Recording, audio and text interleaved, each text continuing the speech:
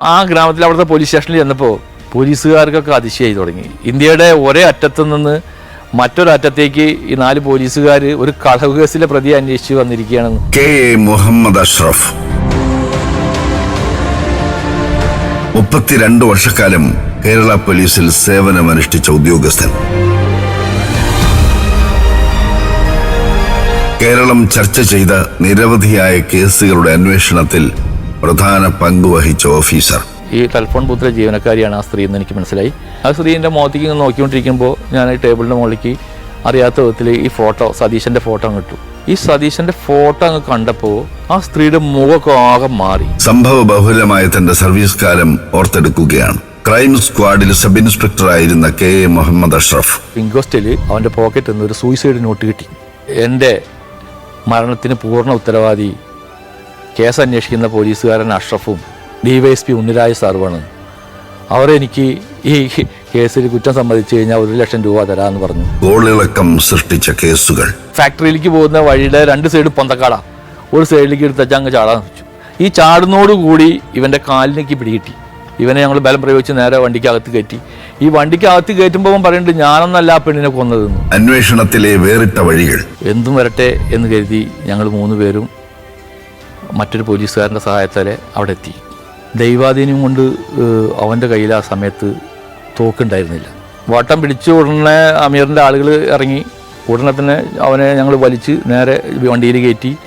പിന്നെ ഒരു സെക്കൻഡ് പോലും നിൽക്കാതെ അവിടെ നിന്ന് രക്ഷപ്പെട്ടു. ദുരൂഹ സ്വഭാവമുള്ള കുറ്റവാളികൾ. ഇടയ്ക്കിടയ്ക്ക് ദിവസങ്ങളിൽ ഞങ്ങൾ ഈ കടപ്പുറത്ത് ചെല്ലും, അവൻ്റെ വീടിൻ്റെ പരിസരത്ത് ചെല്ലും. അവനറിയാതെ രാത്രി കാലങ്ങളിൽ അവനെ പിന്തുടർന്നുകൊണ്ടേയിരുന്നു. ഇവൻ മിക്കവാറും കടലിൽ പോയി തിരിച്ചു വന്നു കഴിഞ്ഞാൽ ഇടയ്ക്കിടയ്ക്ക് ദിവസങ്ങളിൽ ഈ കടപ്പുറത്തിരിക്കും. പ്രതികളെ തേടിയുള്ള ദീർഘയാത്രകൾ. കള്ളന്മാരുടെ വിഭാഗത്തിൽ ബന്ധുക്കളും അവരെ കള്ളന്മാരൊക്കെ നക്സലിൽ പെട്ട ആളുകളാണ്. ഈ അവിടുത്തെ അന്നത്തെ ആഭ്യന്തര വകുപ്പ് മന്ത്രിയൊക്കെ അതിൻ്റെ ആളുകളായിരുന്നു എന്നൊക്കെയാണ് അറിയാൻ കഴിഞ്ഞത്. ഞങ്ങൾ നാട് വിട്ട് ഇവിടുന്ന് നേപ്പാളിൽ പോകുന്നു എന്നുള്ളത് പോലീസ് ഓഫീസർമാർക്ക് മേലുദ്യോഗസ്ഥന്മാർക്കെല്ലാം അറിയുമെങ്കിലും അത് ലീഗലി ചെയ്യേണ്ട ഒരു പ്രവൃത്തിയല്ല. ലീഗലി അത് ഇന്റർപോളിന്റെ ഒക്കെ സഹായത്തോടു കൂടി പിടികൂടേണ്ടതാണ്. 6 ബാഡ്ജ് ഓഫ് ഓണറും 170-ലധികം ഗുഡ് സർവീസ് എൻട്രികളും നേടിയ കെ.എ. മുഹമ്മദ് അഷ്റഫ് തന്റെ പോലീസ് ജീവിതം വിവരിക്കുന്നു. 2015 ഓഗസ്റ്റ് മാസം 13-ാം തീയതി കർക്കിടക മാസത്തിലെ ഒരു കറുത്ത വാവ് വേലി ദിവസം ആലപ്പുഴ ജില്ലയിലെ കരിയിലക്കുളങ്ങര പോലീസ് സ്റ്റേഷൻ അതിർത്തിയിലെ നങ്ങ്യാർകുളങ്ങര പറഞ്ഞ സ്ഥലത്ത് ഒറ്റയ്ക്ക് താമസിച്ചിരുന്ന 40 വയസ്സിൽ പ്രായമുള്ള ജലജ എന്ന ഒരു സ്ത്രീ അതിദാരുണമായി കൊല്ലപ്പെട്ട ഒരു സംഭവമാണ്. ആ കൊലപാതകം നടന്ന അന്ന് മുതൽ 7 മാസക്കാലത്തോളം കരിയിലക്കുളങ്ങര പോലീസ്, ലോക്കൽ പോലീസും പിന്നീട് അങ്ങോട്ട് 2017 ജൂൺ മാസം വരെ ആലപ്പുഴ ക്രൈംബ്രാഞ്ചും അന്വേഷിച്ച ഒരു വളരെ സെൻസേഷണലായിട്ടുള്ള ഒരു കൊലപാതക കേസായിരുന്നു അത്. അന്നത്തെ ആഭ്യന്തര വകുപ്പ് മന്ത്രി രമേശ് ചെന്നിത്തലയുടെ മണ്ഡലത്തിലായതിനാലും ആ കേസിൽ അന്ന് പോലീസും നാട്ടുകാരും എല്ലാം സംശയിച്ചിരുന്ന ആ നാട്ടിലെ ഏറ്റവും പണക്കാരനായ ഒരാളുടെ മകനെ ഏറ്റവും കൂടുതൽ സംശയിച്ചിരുന്ന ആ ആളെ അറസ്റ്റ് ചെയ്യുന്നതിനും മറ്റുമായി സമ്മർദ്ദങ്ങളേറെ ഉള്ളതിനാലും നിരവധി സമരങ്ങളും ഹർത്താലുകളും ബന്ധുകളൊക്കെ നടന്ന് വളരെ സെൻസേഷണലായിട്ടുള്ള ഒരു കേസായിരുന്നത്. എന്നാൽ ക്രൈംബ്രാഞ്ചും ലോക്കൽ പോലീസും നിരന്തരമായി അന്വേഷിച്ചിട്ടും യാതൊരു തുമ്പും കണ്ടെത്താൻ കഴിഞ്ഞില്ല. ആ നാട്ടുകാരായ പല ആളുകളെയും വിവിധ തരത്തിൽ ചോദ്യം ചെയ്യുകയും പോളിഗ്രാഫ് ടെസ്റ്റുകൾ, മറ്റു നുണപരിശോധന മാർഗ്ഗങ്ങളെല്ലാം സ്വീകരിച്ചും ഈ ചോദ്യം ചെയ്യലിൻ്റെയും മറ്റു അന്വേഷണത്തിൻ്റെയും ബുദ്ധിമുട്ട് മൂലം 1-2 ആളുകൾ നാട്ടിൽ നിന്ന് തന്നെ സ്ഥലം വിട്ട് ഓടിപ്പോയ സംഭവങ്ങളൊക്കെ ഉണ്ടായിട്ടുള്ള വളരെ സെൻസേഷണലായിട്ടുള്ള ഒരു കേസായിരുന്നു. അങ്ങനെ ഇരിക്കുകയാണ് ഈ കേസ് സർക്കാർ CBIക്ക് അന്വേഷണത്തിനായി വിടുന്നത്. അതിന് ഓർഡറാവുകയും ചെയ്തു. എന്നാൽ പിന്നീട് ബഹുമാനപ്പെട്ട DGP അവരുടെ നിർദ്ദേശപ്രകാരം, ഒരു പ്രത്യേക ഉത്തരവ് പ്രകാരം ആ കേസിൻ്റെ അന്വേഷണം അന്നത്തെ ക്രൈംബ്രാഞ്ച് IG ശ്രീജിത്ത് സാറിൻ്റെ മേൽനോട്ടത്തിൽ അന്നത്തെ എറണാകുളം ക്രൈംബ്രാഞ്ച് SP ബഹുമാനപ്പെട്ട ശ്രീ സുദർശൻ സാർ IPSന് അന്വേഷണ ഉദ്യോഗസ്ഥനായി ഒരു സംഘത്തെ രൂപീകരിക്കുകയാണ്. ആ സംഘത്തിൽ ഞാനും എൻ്റെ കൂടെ തൃശ്ശൂർ ജില്ലക്കാരായ കൊടുങ്ങല്ലൂർ സ്വദേശി അനിൽ, സുനിൽ, ചേലക്കര സ്വദേശി ഹബീബ്, കണ്ണൂർ ട്രാഫിക്കിലെ സൈബർ വിദഗ്ധനായിട്ടുള്ള മനോജ്, പിന്നെ ഈ ആലപ്പുഴ ജില്ലയിൽ തന്നെയുള്ള ഷാനവാസ്, സുരേഷ് തുടങ്ങിയ ആളുകളെ ചേർത്ത് ഒരു പ്രത്യേക അന്വേഷണ സംഘം ഉണ്ടാക്കി ഇത് അന്വേഷണത്തിന് നിയോഗിക്കുകയുണ്ടായി. ഞങ്ങളുടെ അന്വേഷണ രീതി എന്ന് പറഞ്ഞു കഴിഞ്ഞാൽ സംഭവം നടന്ന സ്ഥലത്തോ അതിന് പരിസരത്തോ ആയി വീടെടുത്ത് നാട്ടുകാരോ മറ്റുള്ളവരോ അറിയാതെ, പോലീസാണെന്ന് അറിയാതെ വീടെടുത്ത് താമസിച്ച് അവിടെ തന്നെ ഭക്ഷണം കഴിച്ച് ഭക്ഷണം വെച്ച് പാകം ചെയ്തും ആ നാട്ടിലെ ഒരു അംഗത്തെ പോലെയും അല്ലാതെയൊക്കെ ആയി ആരും അറിയാതെയും ചിലവർക്ക് അറിഞ്ഞിട്ടുമൊക്കെ അന്വേഷണം നടത്തുന്ന രീതിയായിരുന്നു. ആരെയും വിളിച്ചു വരുത്തുകയോ ചോദ്യം ചെയ്യുകയോ അത്തരത്തിലുള്ള അന്വേഷണ രീതി ഞങ്ങൾ ഉപയോഗിക്കാറില്ല.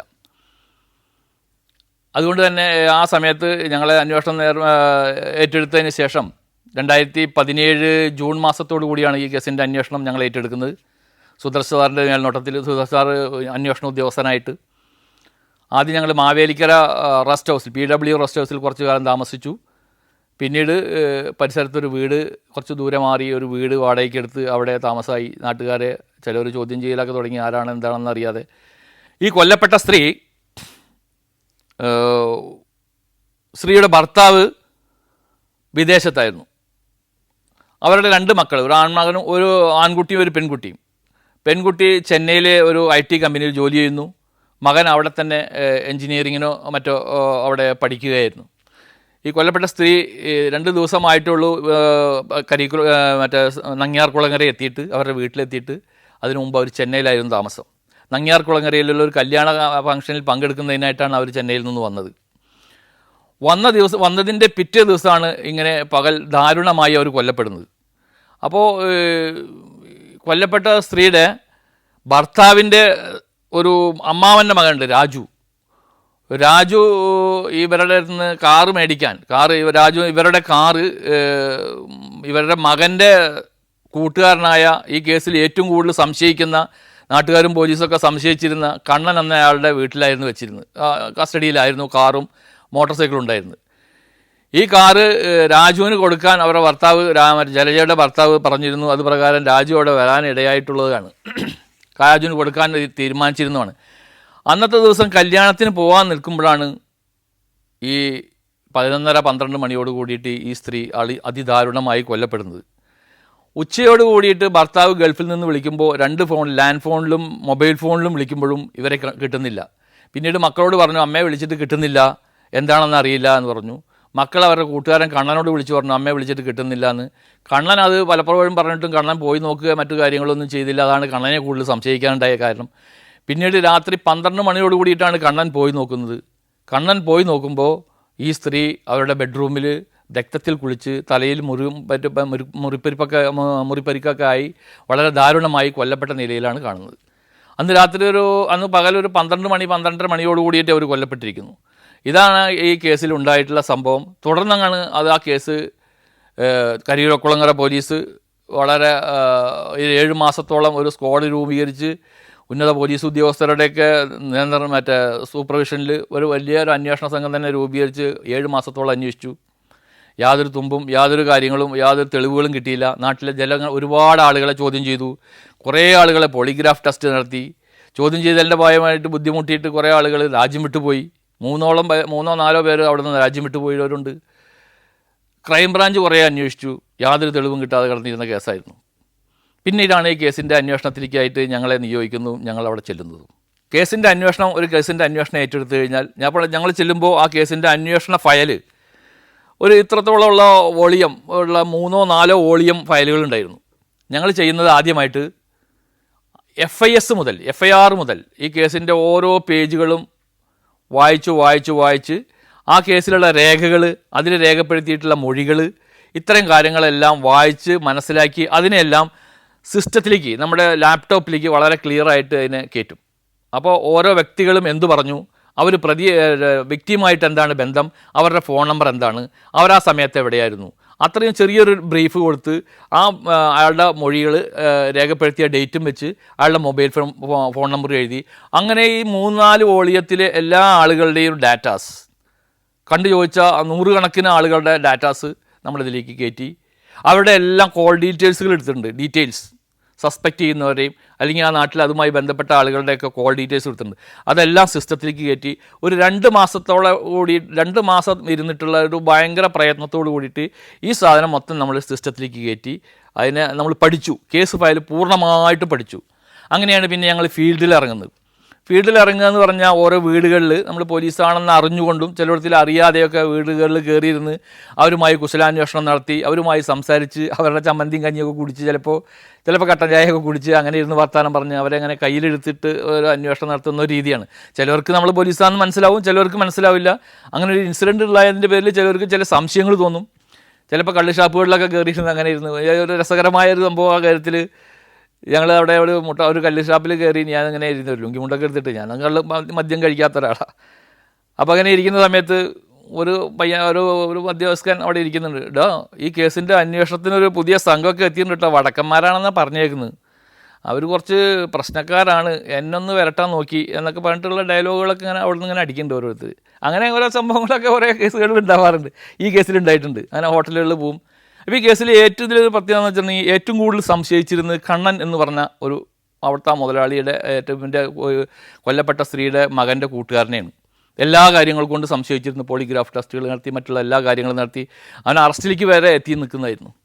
പക്ഷെ ഞങ്ങൾ ഈ ഫയൽ വായിച്ചപ്പോൾ, ഫയൽ മനസ്സിലാക്കിയപ്പോൾ, ഫയൽ പഠിച്ചപ്പോൾ, അതിൻ്റെ കോൾ ഡീറ്റെയിൽസുകളൊക്കെ പഠിച്ചപ്പോൾ ഞങ്ങളങ്ങനെ അവനെ തൽക്കാലം ഫ്രീസ് ചെയ്ത് നിർത്തി. എന്നാൽ ഈ മാസത്തെയും കാലം ഞങ്ങളുടെ അന്വേഷണത്തിൻ്റെ ഇടയിൽ അയാളെ കണ്ടു ചോദിക്കുക, അയാൾ വിളിച്ചു വരുത്തുക, അയാളെങ്കിൽ വീട്ടിൽ പോവുകയൊന്നും ഉണ്ടായിട്ടില്ല. ഒരു അന്വേഷണം അയാളുമായി ബന്ധപ്പെട്ട് ഞങ്ങൾ നടത്തിയിട്ടില്ല. കാരണം ഞങ്ങൾക്കത് പഠിച്ചപ്പോഴേ മനസ്സിലായി അത് മാറ്റി നിർത്തേണ്ട കേസാണെന്ന്. എന്നാൽ ഞങ്ങൾ അവരുടെ ഒരു മരമില്ലൊക്കെ ഉണ്ട് ആ റോഡിനോട് ചേർന്നിട്ട്, അവിടെ അങ്ങനെ മരത്തിൻ്റെ മുകളിലൊക്കെ ഇടയ്ക്ക് വൈകുന്നേരങ്ങളിൽ അല്ലെങ്കിൽ ഒറ്റയ്ക്ക് രാത്രിയൊക്കെ പോയിരിക്കാറൊക്കെ ഉണ്ട്. ഈ സംഭവത്തിന് ശേഷം അവരവിടെ CCTV ദൃശ്യങ്ങളൊക്കെ ഫിറ്റ് ചെയ്തിരുന്നതിൻ്റെ പേരിൽ ഞങ്ങളൊക്കെ അവിടെ കാണുന്നത് നിരീക്ഷിക്കുന്നുണ്ടാവും എന്ന് വിചാരിക്കുന്നു. നിങ്ങളുടെ സ്വപ്നത്തിലെ ആ യാത്രയ്ക്കായി ഇനി ഒരുങ്ങാം.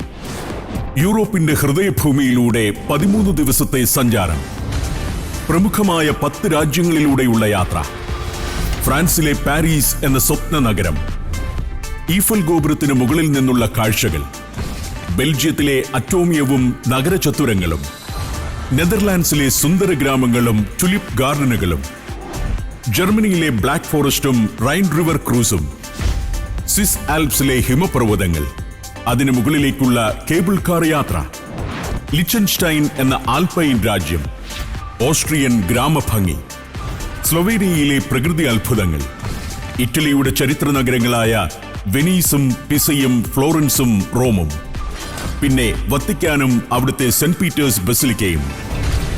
സഞ്ചാരത്തിന്റെ സൂപ്പർ ഹിറ്റായി മാറിയ ഈ യാത്രയിൽ പങ്കെടുക്കാൻ ഉടൻ തന്നെ വിളിക്കുക. ഫോൺ 75919 66600.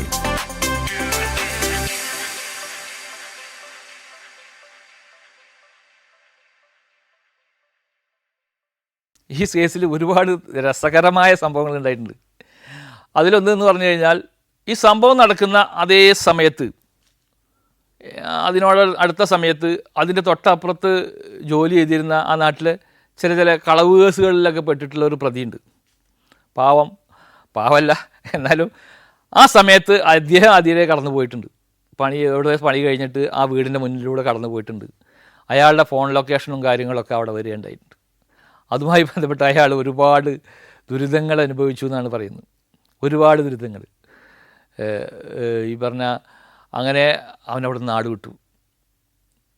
അപ്പോൾ ആ നാട് വിട്ട ആളെ പിന്നെ ഞങ്ങൾ അന്വേഷിച്ച് തമിഴ്നാട്ടിലൊരു ഗ്രാമത്തിൽ, വളരെ എന്താ പറയുക, കന്യാകുമാരിക്ക് ഉള്ളിൽ പോയിട്ട് അവിടെ ഒരു ഗ്രാമത്തിൽ ഒരു സ്ത്രീയെ കല്യാണം കഴിച്ച് അവിടെ വളരെ സ്വസ്ഥമായിട്ട് ജീവിച്ചു പോരുകയാൾ.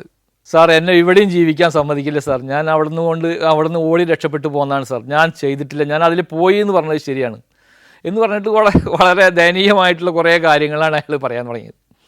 അത് നമുക്ക് ആളൊരു ക്രിമിനൽ പശ്ചാത്തലമുള്ള ആളാണെങ്കിലും കേട്ടപ്പോൾ വളരെ സങ്കടം തോന്നിയ ആൾ വളരെ ക്ലിയറായിട്ട് കാര്യങ്ങളൊക്കെ നമ്മളോട് പറയും കാര്യങ്ങളൊക്കെ ചെയ്തു. അതുകൂടാതെ തന്നെ ഈ നാട്ടിലെ ഒരുപാട് ആളുകൾ ആത്മഹത്യയുടെ വക്കിലെത്തി നിൽക്കുകയായിരുന്നു. ഞാൻ നേരത്തെ പറഞ്ഞ രാജുവിൻ്റെ വീട്ടുകാർ പിന്നെ പറയുന്നത്, സാർ ഇനി ഒരിക്കൽ പോലീസ് ഞങ്ങളെ വിളിച്ചു കൊണ്ടുപോവുകയാണെങ്കിൽ ഞങ്ങൾ കുടുംബമടക്കം ആത്മഹത്യ ചെയ്യാൻ നിൽക്കുകയായിരുന്നു. അത്രയും വിഷമങ്ങൾ അനുഭവിച്ചിട്ടുണ്ട്. കാരണം ആ സമയത്ത് രാജു അവിടെ എത്തേണ്ടതാണ്. ഫോണിൽ അങ്ങനെയാണ് പറയുന്നത്. രാജു ഈ ജലജയുടെ അല്ലെങ്കിൽ സുരൻ്റെ വീട്ടിൽ കടന്ന് വളർന്ന ഒരാളാണ്. പിന്നീടാണ് ഗൾഫിൽ പോയതും കാര്യങ്ങളൊക്കെ ചെയ്യുന്നത്. എന്നാൽ അതിൻ്റെ തലേ ദിവസം വീട്ടിൽ രാജുവുമായിട്ട് ചില കുടുംബ പ്രശ്നങ്ങളും കാര്യങ്ങളൊക്കെ ഉണ്ടായി. ജലജ അവിടെ വരികയും കാര്യങ്ങളൊക്കെ ഉണ്ടായിട്ടുണ്ട്. അപ്പോൾ അങ്ങനെ ഉള്ള ഒരുപാട് അനുഭവങ്ങൾ. അതേമാതിരി ഈ കണ്ണനെ പ്രതിയാക്കാൻ വേണ്ടി നിൽക്കുകയാണല്ലോ. കണ്ണൻ്റെ എല്ലാ മൊഴികളും, അവൻ്റെ കോൾ ഡീറ്റെയിൽസുകൾ സെക്കൻഡ് ബാർ സെക്കൻഡ്, അവൻ കൂട്ടുകാരൻ വിളിച്ചിട്ട് വരാതിരുന്നതും വീട്ടുകാരെല്ലാവരും പറഞ്ഞിട്ട് പോവാതിരുന്നതും അതുവരെ പോവാതിരുന്നതും, അത് എന്തുകൊണ്ടാണ് പോവാതിരുന്നതെന്നാണ് ചോദിക്കുന്നത്. രാത്രി 12 മണി വരെ ഇവനോട് പോകാൻ പറഞ്ഞിട്ട് അവൻ പോയില്ല. ഇവനെ ഒരേ ഡ്യൂട്ടിയിൽ ഏർപ്പെട്ടിട്ട് ഒരേ ജോലിയിലായിരുന്നു അവൻ. പിന്നീട് അവൻ്റെ കാറിൻ്റെ ലൈറ്റിൽ അവൻ കാറ് ഓഫ് ചെയ്യാണ്ട് നിർത്തിയിട്ട് ആ ലൈറ്റിൽ ലൈവ് ഫോൺ ചെയ്തുകൊണ്ടാണ് ഈ വീട്ടിലേക്ക് കയറി വരുന്നത്. ലൈവ് ഫോൺ ചെയ്തുകൊണ്ടാണ് ഈ വീട്ടിലേക്ക് കയറി വരുമ്പോഴാണ് ഇവൻ ഈ ബോഡി ഇങ്ങനെ കൊല്ലപ്പെട്ട നിലയിൽ ഇങ്ങനെ രക്തത്തിൽ കുളിച്ച് കിടക്കുന്നത്. അത് ആ അലർച്ച, അല്ലെങ്കിൽ ആ ബോഡി കാണുമ്പോൾ ഉണ്ടാകുന്ന അവൻ്റെ ഭാവവ്യത്യാസം, അവൻ്റെ സംസാരത്തിൽ വന്ന വ്യത്യാസം, ആ ലൈവ് കേൾക്കുന്ന ആൾ കറക്റ്റായിട്ട് മൊഴി പറയുന്നുണ്ട് സാർ. അപ്പോൾ കൃത്യം ചെയ്ത ആളായിരുന്നെങ്കിൽ അത്തരത്തിലൊരു ഒരു എക്സ്പ്രഷൻ, അല്ലെങ്കിൽ അങ്ങനെ ഒരു സംസാരം, അല്ലെങ്കിൽ പ്രവൃത്തി, ഒരു സൗണ്ട് അവൻ്റെ ഇതൊന്നും വരില്ല സാർ. അങ്ങനെയുള്ള സൗണ്ടായിരുന്നു അവൻ ഇട്ടത്. ലൈവായിട്ടാണ് ഈ ബോഡി കാണുന്നത് പറഞ്ഞുകൊണ്ടിരിക്കുന്നത്. കാരണം സംസാരിച്ച് കയറി വരികയാണ് വീടിനകത്തേക്ക്. അപ്പോൾ കാണാനില്ല എന്ന് പറഞ്ഞിട്ട് മറ്റൊരാളെ വിളിച്ചപ്പോഴും ആ കാര്യങ്ങളൊക്കെ അന്വേഷിച്ചിട്ട് ഇവർ സംസാരിച്ചാണ് കയറി വരുന്നത്. അപ്പോൾ ആ കണ്ടിട്ടുള്ള ആ ഒരു സംഭവം അതുപോലെ ഫോണിൽ അപ്പുറത്ത് കേൾക്കുകയാണ്. അയാൾ അതുപോലെ മൊഴി പറയുന്നുണ്ട്. അക്കാരണങ്ങൾ കൊണ്ടൊക്കെ തന്നെയാണ് നമ്മൾ ഇതിൻ്റെ ടൈം വെച്ച് നോക്കുമ്പോഴൊക്കെ നമുക്ക് ക്ലിയർ അല്ലാത്തതിൻ്റെ പേരിലാണ് ഞങ്ങൾ ഈ കണ്ണൻ എന്ന ആളെ ഫ്രീസ് ചെയ്ത് നിർത്തിയതും അയാൾ വിളിക്കുക പോലും ചെയ്തിട്ടില്ല. ഒരിക്കൽ പോലും ഈ 9 മാസത്തിൻ്റെ ഉള്ളിൽ ഈ കേസ് ഡിറ്റക്ഷൻ ആവുന്നത് വരെ, അതുവരെ എല്ലാവരും പ്രതിയായി കണ്ടിരുന്ന അദ്ദേഹത്തെ ഞങ്ങൾ അയാളുമായി ബന്ധപ്പെട്ട ഒരാളെയും വിളിക്കുക, ചോദ്യം ചെയ്യുകയെ, മറ്റ് അയാളുടെ വീട്ടിലേക്ക് ചെല്ലുകയോ അല്ലെങ്കിൽ അങ്ങനെയുള്ള കാര്യങ്ങളൊന്നും ഉണ്ടായിട്ടില്ല. അതാണ് ഈ കേസിലെ മറ്റൊരു സംഭവം എന്ന് പറഞ്ഞാൽ. അങ്ങനെ നിരന്തരമായിട്ട് ഓരോ വീടുകൾ കയറി, അങ്ങനെ അന്വേഷിച്ച്, കായക്കടകൾ കയറി, അങ്ങനെ അന്വേഷിച്ച് 5-8 മാസം കഴിഞ്ഞ്, ഒരു 7 മാസം കഴിഞ്ഞ് അവിടെ അടുത്തൊരു പാൽ സൊസൈറ്റി ഉണ്ട്, പാൽ സൊസൈറ്റി. ആ പാൽ സൊസൈറ്റിയിലെ സെക്രട്ടറി അവിടുത്തെ പഞ്ചായത്ത് മെമ്പർ കൂടിയായിരുന്നു. അവർ നല്ല വിദ്യാഭ്യാസമുള്ള പോസ്റ്റ് ഗ്രാജുവേഷനൊക്കെ കഴിഞ്ഞിട്ടുള്ള ഒരു പെൺകുട്ടിയാണ്.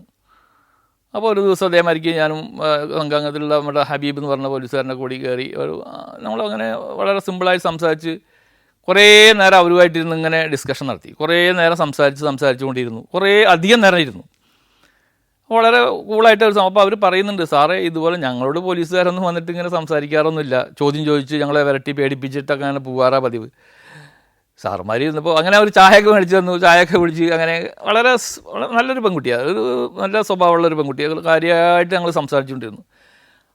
ഒരു 5-7 മാസത്തിന് ശേഷം അങ്ങനെ അന്നത്തെ വീക്കെൻഡിന് ഞങ്ങൾ 15 ദിവസമോ അല്ലെങ്കിൽ 20 ദിവസമോ അല്ലെങ്കിൽ വീക്കെൻഡിലൊക്കെ ഇടയ്ക്കൊക്കെ വീട്ടിൽ പോകാറുള്ളൂ. ബാക്കിയൊക്കെ അവിടെ തന്നെ ഭക്ഷണം കഴിക്കലും മേടിക്കലും അങ്ങനെയൊക്കെ ആയിട്ട് പോകുന്നു. ഞാൻ അന്ന് ആ വീക്കെൻഡിൽ നാട്ടിൽ പോയതിന് ശേഷം ഒരു ഫോൺ കോൾ എനിക്ക് വരികയാണ്. അപ്പോൾ സാർ, ഞാൻ ഇങ്ങനെ കരിയിലക്കുളങ്ങര എന്നാണ്, എൻ്റെ പേര് ഇന്ന പോലെയാണ്, ഞാൻ പെൺകുട്ടിയുടെ പേര് ഞാൻ പറയാൻ ഉദ്ദേശിക്കുന്നില്ല, അവർ എന്തായാലും പറഞ്ഞല്ലോ. സാറിനോടൊരു കാര്യം എനിക്ക് പറയാനുണ്ട്, ഒന്ന് കാണാൻ പറ്റുമോ എന്ന് ചോദിച്ചു. അതിനെന്താ, ഞാൻ വരാമല്ലോ, ഞാനിപ്പോൾ നാട്ടിലാണുള്ളത്, ഞാൻ എന്തായാലും തിങ്കളാഴ്ച വരുന്നുണ്ട്, വന്നിട്ട് ഞാൻ കാണാം എന്ന് പറഞ്ഞു.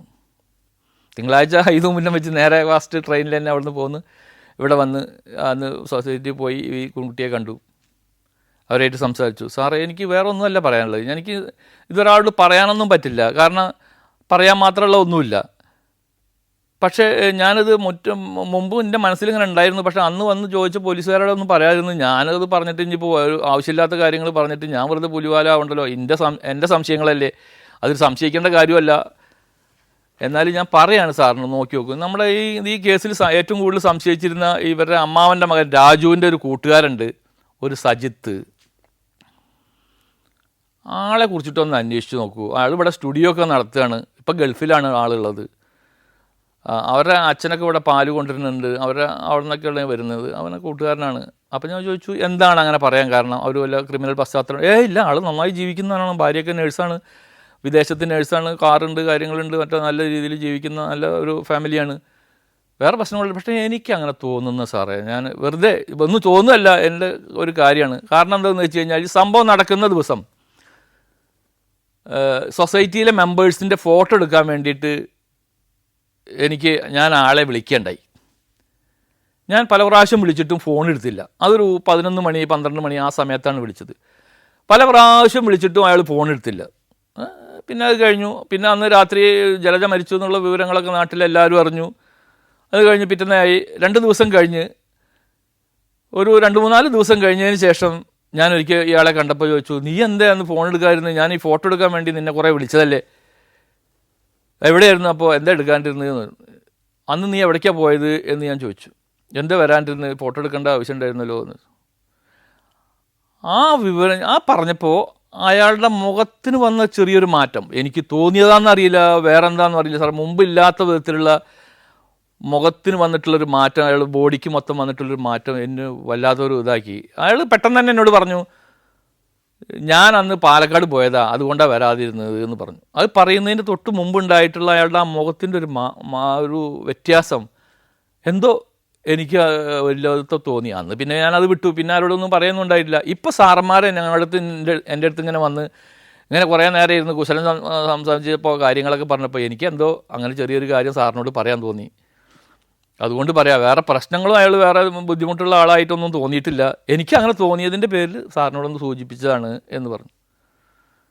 ഞങ്ങൾ സ്വാഭാവികമായിട്ടും അങ്ങനെ ഒരു വേറെ പ്രത്യേകിച്ചൊന്നുമില്ലല്ലോ, അപ്പോൾ ഈ ആളെ കുറിച്ചിട്ടൊന്ന് നോക്കി. അങ്ങനെ ഞങ്ങൾ നാട്ടിലെ ഒരുവിധം എല്ലാ ആളുകളെയും, ഒരു 3-4 കിലോമീറ്റർ ചുറ്റളവിലുള്ള ഒരുവിധം എല്ലാ ആളുകളെയും, ഒരു 100 ആളുകളെ കൊണ്ട് പോലീസ് ചോദിച്ചിട്ടുണ്ട്. അവരുടെയൊക്കെ മൊഴി ഞങ്ങൾ പഠിച്ചിട്ടുണ്ട്.